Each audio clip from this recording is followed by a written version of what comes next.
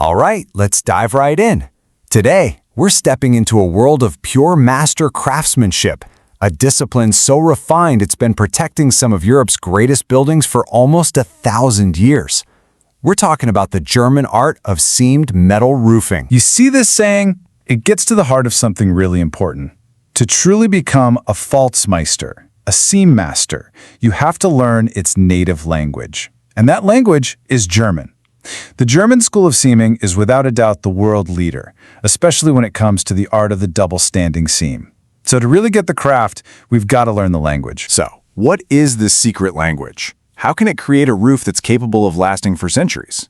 Well, in this explainer, we're going to become apprentices together. We're going to learn the vocabulary and the grammar of a technique that turns simple sheets of metal into architectural masterpieces. So, let's get into it. You have to wonder, right? How can a construction technique be so perfect that it's barely changed in over 800 years? The story, and this probably won't surprise you, starts way back in the Middle Ages. Just look at this timeline. It tells an incredible story of longevity. Take Germany's Hildesheim Cathedral. Its first roof went up in 1280. And it was so well designed that when the cathedral had to be rebuilt after being destroyed in 1945, the builders used the exact same principles. Think about that. The method was so perfect from the get-go that it's just endured. Okay, so our first vocabulary word, and it's a big one, is false.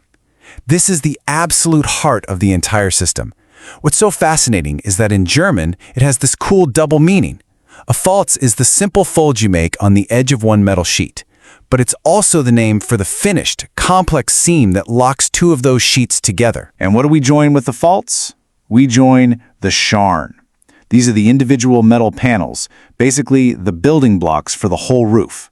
So if the Scharn are the bricks, then the false is the super strong, completely weatherproof mortar holding it all together. Okay, next up.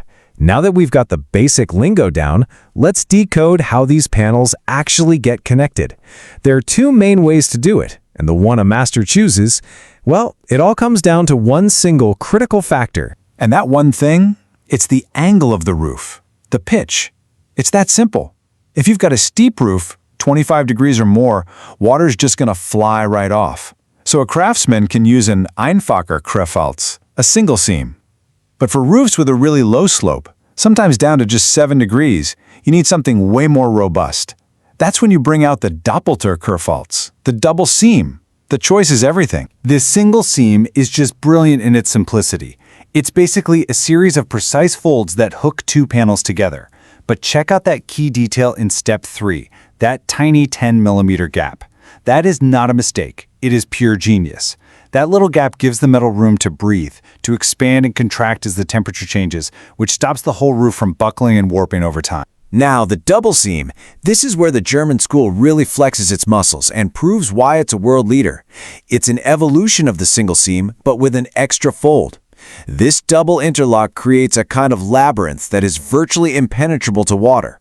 And get this, for roofs with a slope below 7 degrees, masters will even put sealant inside the fold before closing it. Talk about a waterproof barrier. All right, moving on.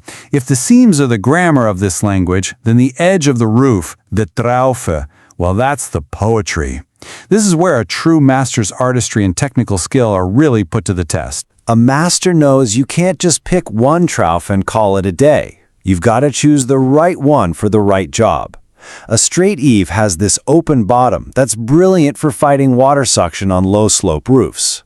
The curved eave is super elegant, but man, it is difficult to make without tearing the metal.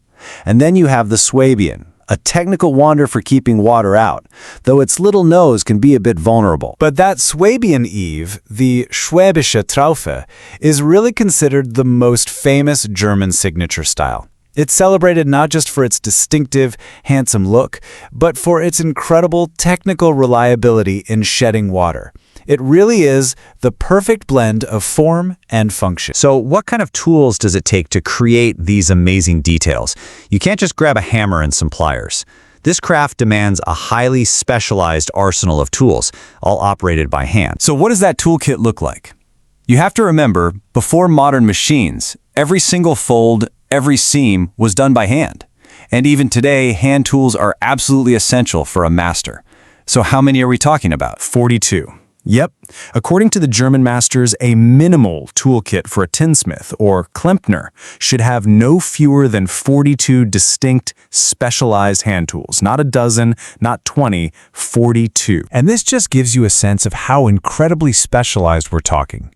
Each tool has its own German name and one single, precise job. There's a Faltenzieher for pulling folds, a Winkelfaltschließer for closing angle seams, and a Trauthkanter used just for the eaves. This isn't just a collection of tools, it's like a physical vocabulary of function. Now for our final section. Learning the seams and the tools is just the beginning.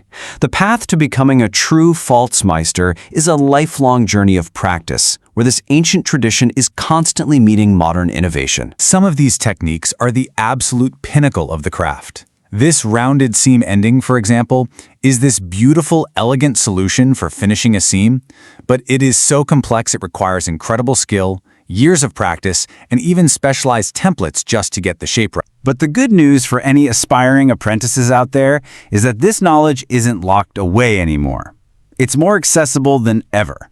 You have companies like KME running a dedicated training center in Germany, holding seminars across Europe, and publishing detailed technical manuals and digital resources to pass this incredible knowledge on to the next generation. And don't think for a second that this 800-year-old tradition is some kind of museum piece. No way. It is a living, breathing craft. As recently as December 2023, a master tinsmith actually invented a new Faselakal, a specialized template just for making those incredibly difficult radius seams. The masters are still innovating today. So, we've learned the language, we've explored the history, and we've seen the techniques and the tools. The path to mastery is long, for sure. It's a journey of precision, artistry, and dedication to a craft perfected over centuries. So the only question left is, are you ready to take the first step and become a Falzmeister?